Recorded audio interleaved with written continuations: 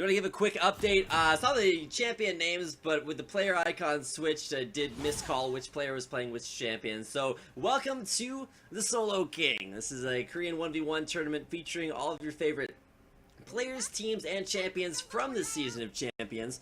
Currently into our final best of 3 of the night as Faker on Azir will be taking on Cain's Kennen. So, some alliteration there. It'll be interesting to see how this works out, and apologies for the champion player mismatch before this, but it'll be interesting to see how this works out, considering the summoner spell is chosen, Ignite Flash, for both laners, of course, on opposite keys. Faker running Flash on D, it's Flash on F, whereas Cain is, of course, committing the cardinal sin of running Flash on D with Ignite on F. So, I don't know, maybe he's going to dash his way to victory, but either way, it'll be no sustained starts for either player, no cloth armor, 5 health potions, or anything like that for Cain. It's just going to be Doran's Ring with some Total Biscuits of Rejuvenation, a longsword health potion start there, which I guess is fairly sustain heavy for Cain. He's walking forward and stops Faker's recall. I guess Yordles are meant to be annoying.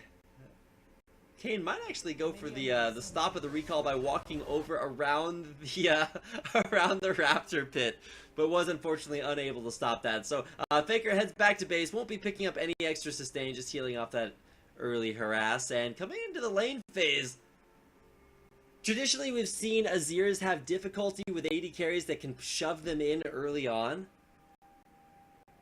But Faker's Azir probably shares a few characteristics with Gank by Mom's Azir, which was more than capable of winning his matchups earlier on today.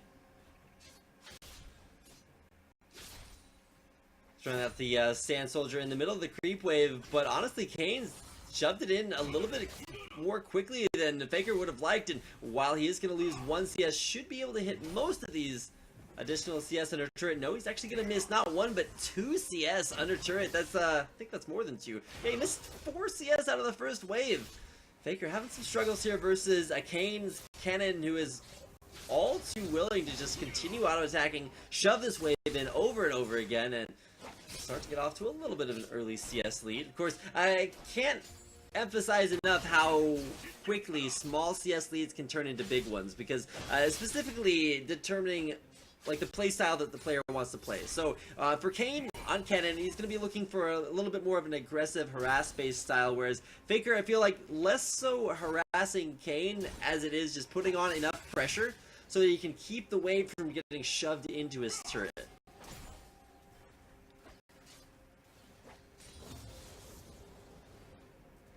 One strategy to keep the wave from shoving into your turret is to go for this like consistent auto attack harass, because when you auto attack, the enemy minions actually hit your body, they don't hit your minions, so your minions survive a little bit longer and can counter push more effectively. Now, that being said, it's actually kind of terrible to just take free damage from minions, but if it means getting the wave in a better situation, level 3 gonna dash on in there with the lightning rush. Ignite can be pushed onto there. Is Flash. Will Faker go in for the all-in? If he flashes in, he risks getting hit in the face by a Shuriken. One more auto attack. Faker thinking about the flash. Of course, counter flash available there for Cain. Faker hits level 4. He's going to have a big health advantage here over Cain, but Cain will sustain in the lane. Faker, though, probably not a fan of my my Rhyme game, but underneath turret, once again, one auto attack away from death, and with a big wave of minions pushing in here, Faker gonna get a equally large CS lead. He's trying to make Cain stop his recall back from base, and it actually will stop that. Stay in lane is gonna get a lot of additional experience and gold here. Faker stops his recall as well, so once again, we'll have to shove this wave out while Cain goes back to base.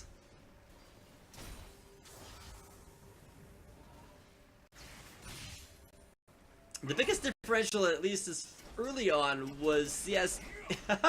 in favor of Cain, but now Faker has completely turned that around and is actually the one shoving Cain underneath his turret, really just punishing him for A, not bringing teleport, and B, having used his sustain up very early on. The ignites both burned at the same time, but with the range advantage, or at least range harass advantage off of Sand Soldiers, which, you know, don't cause Faker to take damage.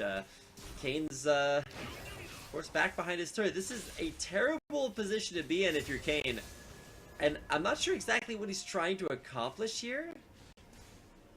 He might have been looking for Faker to push through the turret, but Cain is just recalling out of sight. Ward placed in the lane there by Faker just to make sure that Cain is actually completely out of there. Heads back to base and whoa, a Fiendish Codex by. This is the first Fiendish Codex that we've seen out of the entire tournament, and what's almost more interesting than the Codex is Cain's pickup of a longsword and amplifying tome. And if you want to count the number of items that build out of that, I mean, you got Hextech Gunblade, which we'll never see built up in time, Trinity Force as well. But all big ticket items that you're never going to see them combined into. So for Cain's Kennen, you know, Cain has been a player this tournament that has done a number of confusing things. From AP Nasus to Leona picks versus Malzahar. Maybe not things that you would necessarily expect, but we'll see if it is good enough to win this matchup. Holy hell! Sand Soldiers, while they do evaporate a little bit more quickly underneath turret, kind of mission accomplished there for Secret Agent Sand Soldier. Who's already putting the pain down onto Cain's Kennen. Faker, who with the auto attack cancels just for some extra style points, recognizes he is solidly in the lead by almost 20 CS here at 6.5 minutes. Faker might just win off CSing, kind of fighting himself here, just to pick up as much CS as possible. Now 50 to 30 CS, and more importantly, Faker's Azir kills turrets ridiculously quickly.